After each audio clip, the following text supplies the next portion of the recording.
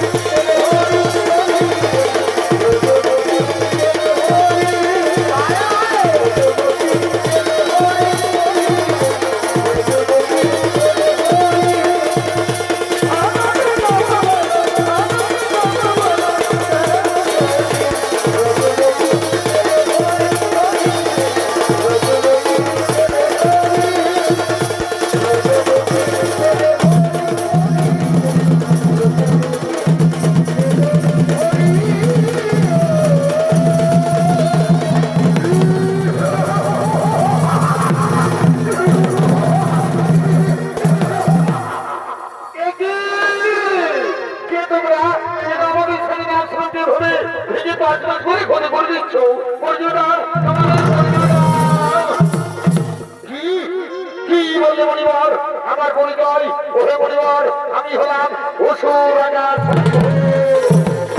আমি তোমার মেয়ে বেদবতীকে রানী করে দিতে চাই। কোথায় তোমার ঘন্টা?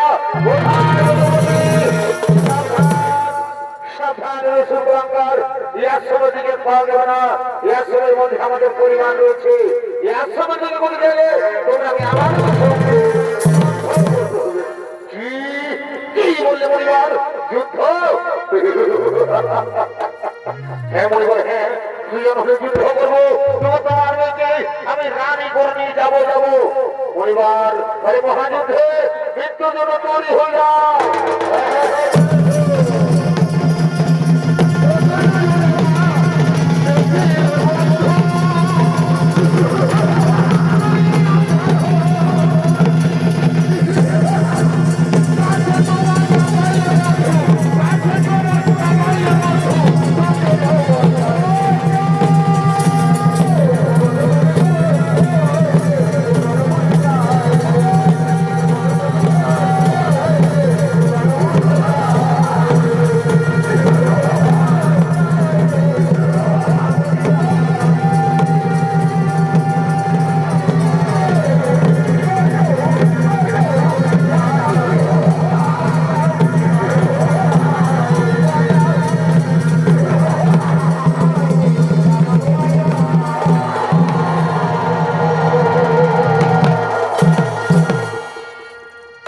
মহারাজ ওই বেদবতীকে কোথাও খুঁজে পাওয়া গেল না মহারাজ।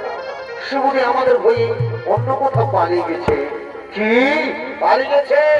মন্ত্রী সেনাপতি ওই সুন্দরীকে এখানে বলাক না কেন? আমি ওই সোয়াবিন একদিন ওই সুন্দরীকে আমি রানী করে নিয়ে যাবো। মন্ত্রী সেনাপতি চলো তাহলে আমরা এখন ফিরে যাই। চলো আমরা এখন ফিরে যাই।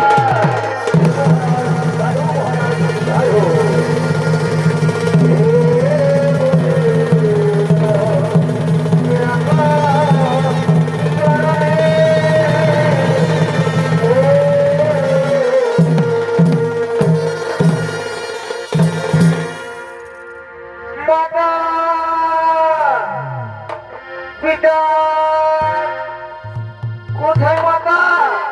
কোথায় পিতা? কোথায় আছো তোমরা? মাতা গো, মাতা, মাতা, পিতা।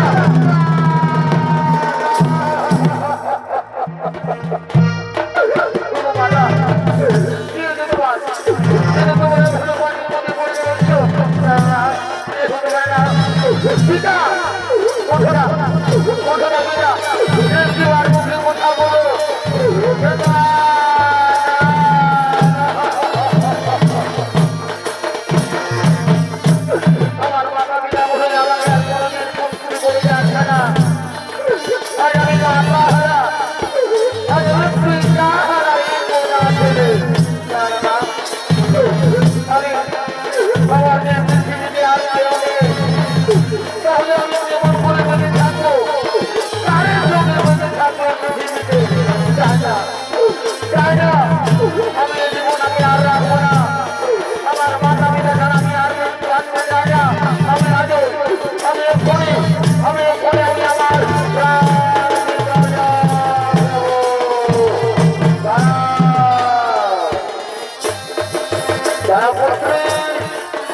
বাপ মানে তুমি বলো না, বাপ কিসের বাপ?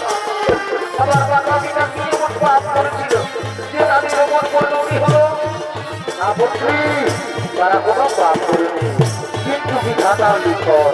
কি বলে যাবে বলো? আপনি যদি বলুন তাহলে বলুন, আমার মাতা পিতা যারা আমি কেমন করে ফেলে থাকবো? আমি এখন কি করবো? কোথায় যাবো? আমি আত্মহত্যা ছাড়া আমার কিছু মিলে আমি যাবো। আমি এখন আমি আর করতে চাই না। আমি আজই আমার আমি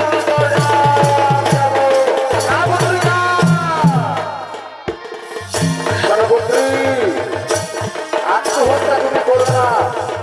আত্মহত্যা করা মহাপাপ।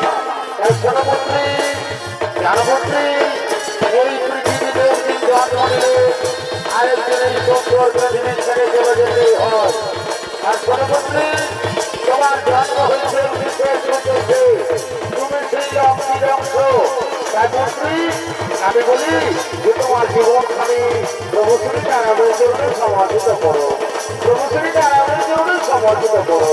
পুত্রী আমি এখন আসি। পুত্রী আমি এখন আসি। আমি এখন আসি। আমি এখন আসি।